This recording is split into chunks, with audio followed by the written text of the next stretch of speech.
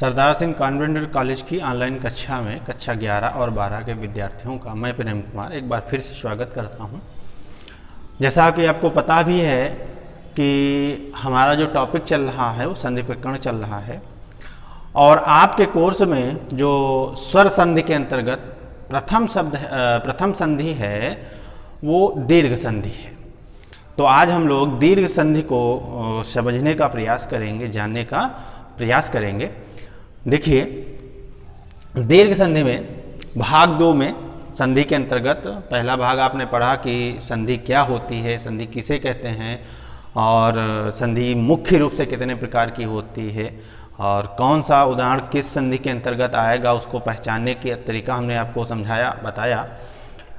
अब दूसरे भाग में हम दीर्घ संधि की ओर चलते हैं और इसका सूत्र जैसा कि बहुत सरल सा है, आप याद भी कर सकते हैं, ना भी याद हो तो आप परिभाषा रट सकते हैं, जो भी आपकी समझ में आए जो आप कर सकें वो करें। तो सूत्र है अकः सवर्णे दीर्घ। सूत्र क्या है? अकः सवर्णे दीर्घ। ठीक है, तो सूत्र की व्याख्या आप देख लीजिए, कितनी आसान सी व्याख्या है कि ये जो अकः लिखा हुआ है ये, तो अकः माने अक एक प्रत्याहार का नाम है। अक एक क्या है? प्रत्याहार है, जिसमें अ ह्रस्व हो या दीर्घ हो, दोनों आ जाते हैं। वैसे अक में आ, ई, उ और री ये 3-4 ही दिखाई देते हैं, लेकिन बड़ा वाले को अपने आम मान लेते हैं हम लोग। ठीक, तो आ अथवा बड़ा आ, ई और बड़ी ई, उ और बड़ा उ, ऋण और बड़ा ऋण। बड़ा ऋण का हालांकि प्रयोग नहीं होता, लेकिन सूत्र में है इसलिए लिख दिया, उसका कोई विशेष महत्व अब नहीं है। तो 4 वर्ण है अक प्रत्याहार में। सवर्णे लिखा हुआ है अगला शब्द। सवर्णे सा माने समान, वर्णे वर्णे माने वर्ण में, यानी समान वर्ण में, समान वर्ण आने पर। तो लिख दिया हमने हिंदी में उसका समान वर्ण आने पर। दीर्घ अंतिम शब्द है सूत्र का, दीर्घ या बड़ा आदेश हो जाए। तात्पर्य है कि ये जैसे ये है अकः सवर्णे दीर्घ, यानी इधर जो प्रथम पद होगा उसका अंतिम अक्षर और इसका जो दूसरा पद होगा उसका पहला अक्षर, और जहां हम संधि करना चाहते हैं यानी प्रथम शब्द का अंतिम अक्षर और दूसरे शब्द का पहला अक्षर, इन दोनों में दोनों ही वर्ण समान होने चाहिए। समान का मतलब आप समझ लीजिए कि इधर यदि आ है तो इधर भी आ ही हो। अब ये मत समझिएगा कि छोटा आ ही हो तो छोटा आ ही हो, नहीं, छोटा हो चाहे यहां बड़ा कर दीजिए, चाहे इधर भी बड़ा कर दीजिए, चाहे इधर का बड़ा रखिए इधर का छोटा कर दीजिए, यानी चाहे इधर छोटा या बड़ा से मतलब नहीं, समान आ के बाद आ ही हो। यानी प्रथम शब्द का अंतिम अक्षर आ हो तो दूसरे शब्द का पहला अक्षर भी आ ही हो। ऐसे ही प्रथम शब्द का अंतिम अक्षर ई हो तो दूसरे शब्द का अंतिम अक्षर भी ई ही हो। ह्रस्व या दीर्घ से मतलब नहीं है। तो ये जब दोनों जुड़ेंगे तो आ ही बनेगा। दीर्घ आदेश होने का मतलब है आ। अब आप जानते हैं कि दीर्घ, जैसे आप सोचे कि सर छोटा आ, जैसे यहाँ छोटा आ तो भी बड़ा आ होगा, और यहाँ बड़ा आ छोटा आ तो भी बड़ा आ होगा, और बड़ा आ तो भी बड़ा आ होगा। आप कहेंगे कि सर दीर्घ यहाँ छोटे तो भी बड़ा आ हो रहा है और बड़े छोटे तो भी बड़ा आ हो रहा है, तो ये कैसे हो जाएगा? तो ये ऐसे है कि दीर्घ आ के बाद भाई ह्रस्व आ छोटा आ, दीर्घ आ बड़ा आ, उसको कहते हैं हम लोग, बोलते हैं बड़ा आ। ठीक है, और छोटे को ह्रस्व कहते हैं या छोटा आ कह देते हैं हम लोग। तो चाहे छोटा हो या बड़ा हो, अब बड़े से आ के बाद, इस आ के बाद ऐसा ही अक्षर आपने देखा ही नहीं होगा, तो इससे बड़ा होता ही नहीं है। तो दीर्घ आदेश का मतलब है बड़ा ही आदेश होगा, यानी आ या छोटा बड़ा, बड़ा छोटा, छोटा छोटा, इस प्रकार से चाहे छोटा आ प्लस छोटा आ हो, चाहे छोटा आ प्लस बड़ा आ हो, चाहे बड़ा आ प्लस छोटा आ हो, चाहे बड़ा आ प्लस बड़ा आ हो, अंत में बनेगा बड़ा आ ही। दीर्घ आदेश का मतलब यही है कि दीर्घ आदेश ही होगा। ऐसे ही इसको भी समझना चाहिए, इसको भी समझना चाहिए और उसको भी समझना चाहिए कि ह्रस्व छोटी ई मिलेगी तो भी बड़ी ई होगी, और बड़ी ई मिलेगी तो भी बड़ी ई होगी, छोटी ई बड़ी ई मिलेगी तो भी बड़ी ई ही होगी। तो इस बात को आप संज्ञान में रखें। तो दीर्घ आदेश का मतलब है कि बड़ा आदेश हो जाना है और बड़ा वाला ही रूप माना जाएगा। ठीक है, चाहे छोटा मिले चाहे बड़ा मिले। तो अब इससे ही आप देखिए परिभाषा की अक प्रत्याहार के बाद, अक प्रत्याहार अर्थात क्या, आ ई उ और ऋण के बाद यदि समान वर्ण आए, मतलब है कि इधर आ हो तो इधर भी आ ही हो, इधर ई हो तो इधर भी ई ही हो, ठीक है, इधर उ है तो इधर भी उ ही हो, छोटा हो या बड़ा हो उससे मतलब नहीं है, और इधर ऋण हो तो इधर भी ऋण ही हो। तो अगर ऐसी स्थिति आती है तो वो उदाहरण किस संधि में जाएगा, तो वो उदाहरण आपकी स्वर संधि के अंतर्गत जो एक संधि पड़ती है उसका नाम दीर्घ संधि है, उसके अंतर्गत जाएगा। ठीक है, तो अक प्रत्याहार के बाद यदि कोई समान वर्ण आता है तो दोनों को मिलने से दोनों को क्या आदेश हो जाता है, दीर्घ आदेश हो जाता है, इसे ही दीर्घ संधि कहा जाता है। जैसे पहले उदाहरण हम एक एक का ले लेते हैं, इसका पहले हम ले लेते हैं।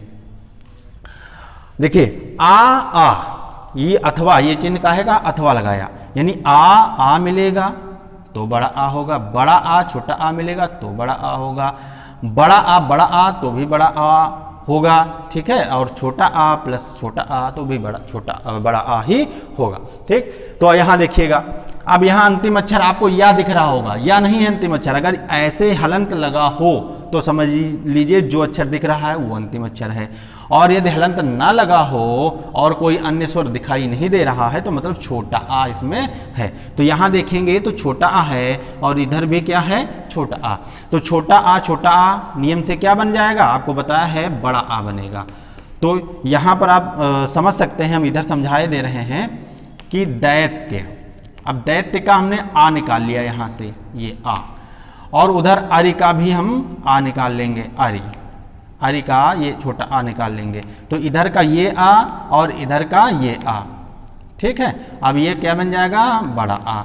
अब आप जोड़ के देख सकते हैं, दैत्य हलंत है और इसका आ और इसका आ मिलकर के क्या बना है, बड़ा आ, और बाकी जो भाग उधर का बच गया था उसको आप जोड़ देंगे उसी में, तो आप देखिए क्या बन जाएगा, दैत्य आधा है अक्षर, आधे अक्षर के बाद जब भी कोई स्वर आता है तो वो स्वर की मात्रा उस आधे अक्षर में समाहित हो जाती है, लग जाती है, तो आपके सामने क्या शब्द बन गया, दैत्यारी। ठीक है, तो इस प्रकार से आपको इस बात को समझना है। ठीक, तो दैत्यारी, ऐसे ही ये क्या बन जाएगा, दोनों दैत्यारी, क्या बन जाएगा, दैत्यारी। यानी अब इसका संधि विच्छेद आपसे पूछे कि दैत्यारी का सही संधि विच्छेद निम्न में से विकल्प में से क्या होगा, तो जहां लिखा हो दैत्य प्लस अरि वही होगा दैत्यारी का संधि विच्छेद। अब विद्यार्थी, विद्या प्लस अर्थी, ठीक है, यहां बड़ा आ देखिए है और इधर छोटा आ है, तो यहां पर विद्या का यदि हम बड़ा आ निकाल लें, ठीक है, और इसका छोटा आ निकाल लें तो ये इतना भाग बचता है, तो इसका छोटा आ, इसका बड़ा आ और इसका छोटा आ, ये दोनों बन जाते हैं बड़ा आ, तो यहां प्लस बड़ा आ जोड़ लेंगे, आप देखिए क्या बन जाएगा, विद्य, ये हलंत अक्षर है, इसके बाद आ आया है और बन जाएगा, इधर वाला जोड़ देंगे वैसे ही, तो क्या बन जाएगा, विद्यार्थी, क्या बन जाएगा, विद्यार्थी। ठीक है, क्या बनेगा, विद्यार्थी। ऐसे आप समझ सकते हैं, बड़ा आ यहां बड़ा आ बनेगा बड़ा ही, ठीक है, तो क्या बन जाएगा, महात्मा, क्या बन जाएगा, महात्मा। ऐसे मुर अरि क्या बन जाएगा, मुरारी। ठीक है, ऐसे ही भग्नावशेष क्या बन जाएगा, भग्नावशेष। ठीक है भाई, आ छोटा छोटा तब भी बड़ा आ, यहां देखिए बड़ा आ बन गया, भग्नावशेष। घूर्णाक्षर, तो घूर्णाक्षर ऐसे बन जाएगा, यहां छोटा आ है इधर छोटा आ है, दोनों को बड़ा आदेश होकर के घूर्णाक्षर हो जाएगा। यहां करुणा देखिए बड़ा बड़ा दोनों तरफ है, तो करुणा लय ऐसे बन जाएगा ये। और जैसे दया अर्णव, यहां बड़ा आ इधर छोटा आ है, बड़ा आ और छोटा आ मिलकर के क्या बन जाएगा, दयार्णवः। ठीक है, तो इसके काफी उदाहरण हो सकते हैं, बहुत आसान सी संधि है, बहुत सारे उदाहरण हैं इसके। तो उम्मीद है कि ये चीज आपकी समझ में आ रही होगी। और आगे के उदाहरण हम देखेंगे। ये पहला आ के संबंध में था।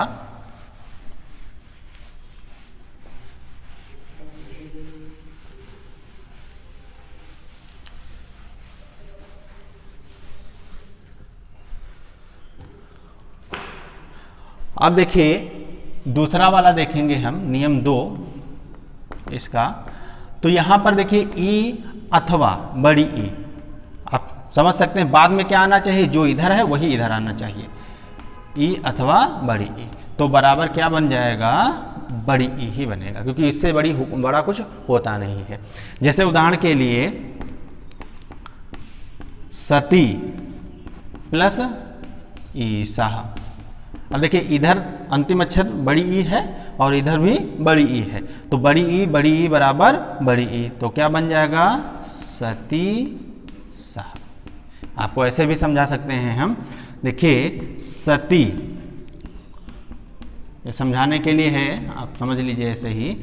यहां इसकी हम बड़ी ई निकाल लिए और इसकी हम बड़ी ई निकाल लिए। अब ये शब्द क्या बचा, सत। बड़ी ई निकालेंगे तो हलंत अक्षर हो जाएगा, और इधर जो ई निकाल लिया तो क्या शेष बच गया है, सा। अब इन दोनों ई को हम क्या करेंगे, बड़ी ई कर देंगे। ठीक है, तो इधर क्या बचा, सत। दोनों को, दो बड़ी ई फिर भी बड़ी ई ही होगा, ठीक है, प्लस सा। अब जोड़ लेंगे। देखिए हलंत अक्षर के बाद जो भी स्वर है उसकी मात्रा उस पर आ जाती है, तो बड़ी ई है, बड़ी ई की मात्रा इधर से लिखती है और बन जाएगा क्या, सतीसा। ठीक है, उम्मीद है समझ में आ रही होगी बात आपके। ठीक, ऐसे ही है। दूसरा उदाहरण है गिरि प्लस ईसा। अब देखिए इधर छोटी ई है ये, ठीक है, और इधर बड़ी ई है। अंतिम अक्षर, पहला अक्षर इसका बड़ी ई और इसका अंतिम अक्षर छोटी ई, तो इधर की छोटी और इधर की बड़ी ई, दोनों को बनेगा बड़ी ही, चाहे इधर बड़ी हो जाती तो भी बड़ी ही बनता। तो क्या बन जाएगा, गिरी सह। ठीक है, ऐसे ही है श्री सह। श्री प्लस ई सह बराबर क्या, देखिए दोनों तरफ बड़ी ई है और बन जाएगा क्या, श्री सह। ठीक है,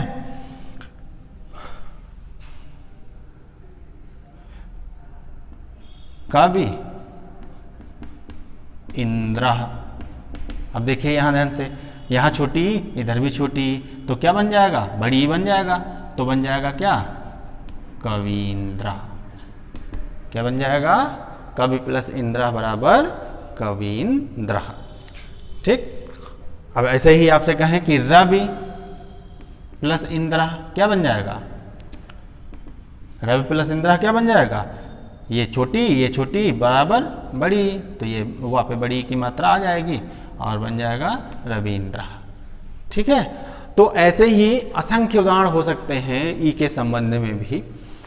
तो आप समझ रहे होंगे कि दोनों तरफ ये ध्यान रखना है कि उदाहरण किस संधि का है, तो ये तभी आप जान पाएंगे जब नियम पता हो। नियम ये है कि जब दोनों तरफ समान वर्ण हो, यानी ई के बाद ई ही हो, ऊ के बाद ऊ ही हो, रे के बाद री हो और री ही हो, और आ के बाद आ ही हो।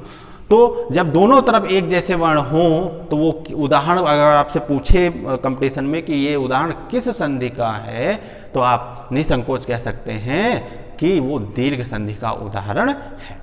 अब तीसरे नियम में भी हम कुछ उदाहरण देख लेते हैं, समझ लेते हैं। समझ गए होंगे आप, उम्मीद है, बहुत आसान सी संधि है, लेकिन फिर भी थोड़ा बहुत बताना जरूरी है।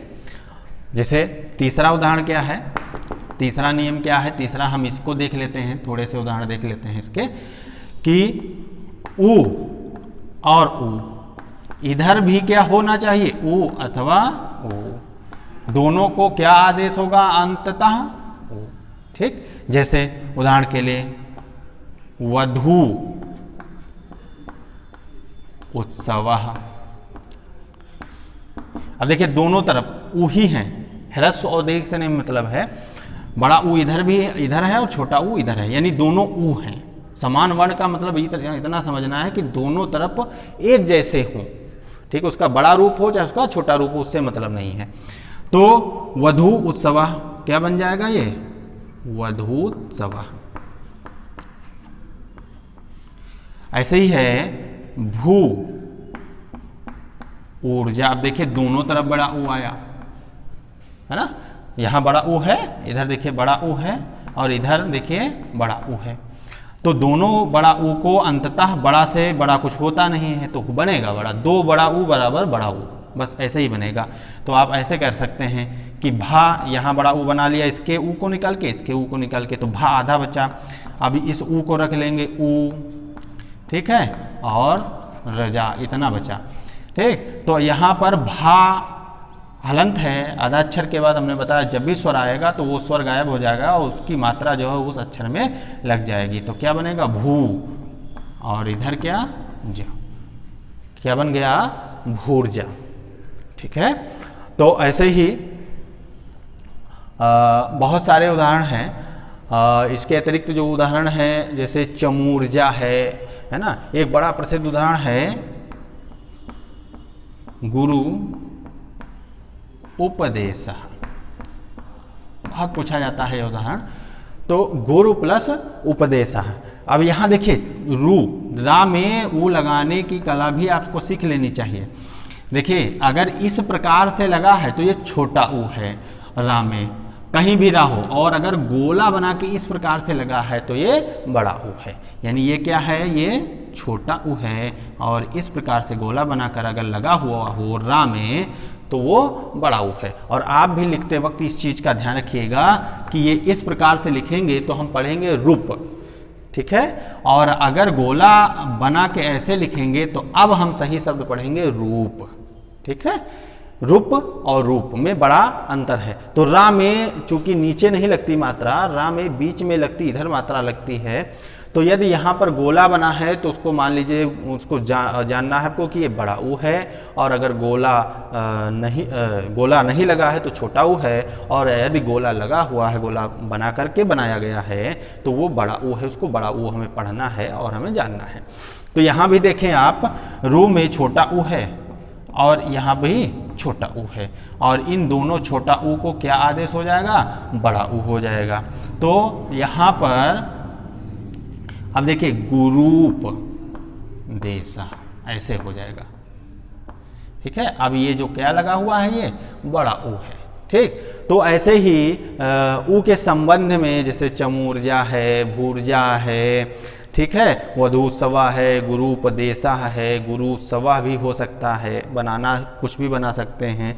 तो बहुत सारे उदाहरण आपके इससे भी रिलेटेड होंगे और हो सकते हैं अधिकतर, लेकिन आपको क्या याद रखना है, आपको याद रखना है नियम। नियम को आप समझ लेंगे तो आपके लिए संधि पहचानने में, संधि विच्छेद करने में कठिनाई नहीं होनी चाहिए। अब अंतिम नियम हम देख लेते हैं।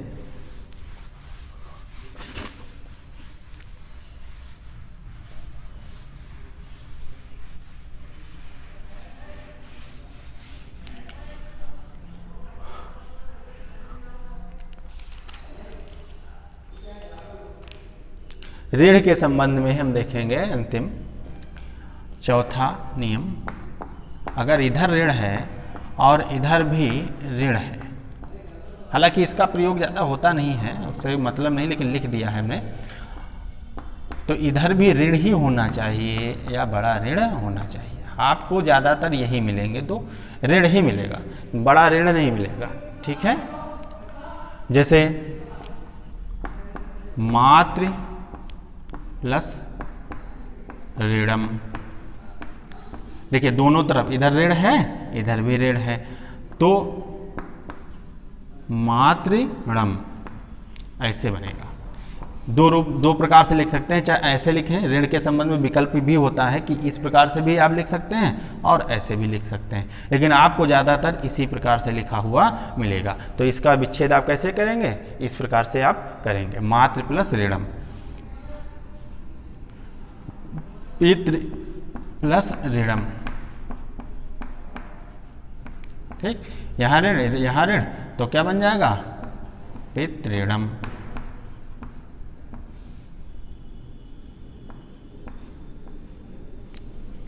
ठीक, तो ऐसे भी इसके भी बहुत ज्यादा उदाहरण तो इसके नहीं हैं। मातृणम, पितृणम, होत्रिकारा एक बड़ा शब्द प्रसिद्ध है इस संबंध में, होत्रि प्लस ऋकारा को पूछा जाता है, तो इसका क्या हो जाएगा? होत्रिकारा। इस प्रकार से ये विच्छेद मिलेगा आपको। तो उम्मीद है कि ये चारों नियम आपकी समझ में आ गए होंगे और कुछ उदाहरण सहित आपको जो है पीडीएफ प्रोवाइड कर दी जाएगी। अगर आपको नोट्स बनाना है तो उससे आप नोट्स बना सकते हैं, लेकिन इस वीडियो को देख करके इसको समझने का प्रयास अवश्य करिएगा कि ये संधि क्या है, इसमें क्या और कैसे होता है। भाई दोनों तरफ बस ये ध्यान रखना है इसमें कि दोनों तरफ एक जैसे वर्ण होने चाहिए। अगर एक जैसे वर्ण हैं दोनों तरफ तो वो उदाहरण जो है वो दीर्घ संधि का होगा। तो आज के लिए इतना ही, धन्यवाद।